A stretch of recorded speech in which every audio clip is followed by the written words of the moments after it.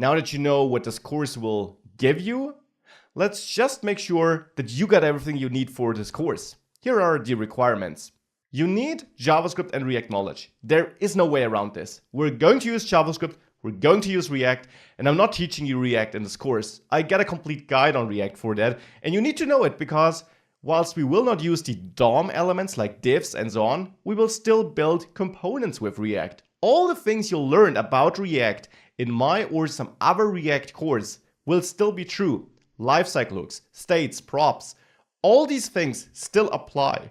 The same for Redux. We will use Redux in this course, and I will only give you a very brief refresher on Redux. So you need that knowledge. You need to know React, Redux, and JavaScript if you want to succeed in this course. You don't need to be an expert, but the basics have to be there.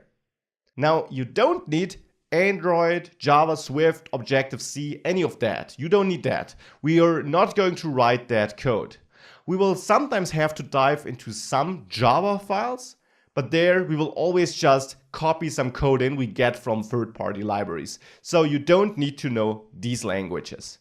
Let's have a look at hardware and software.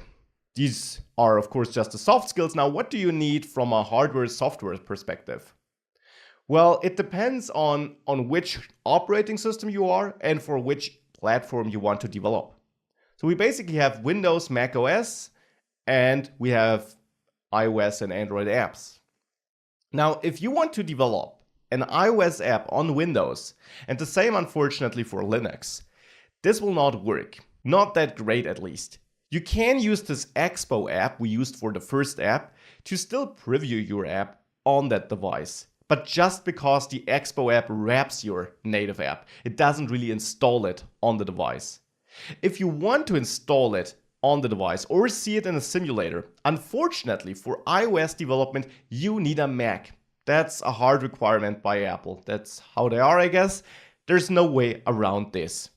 You need a Mac if you want to publish iOS apps and if you really want to install them on real devices or really run them on a simulator.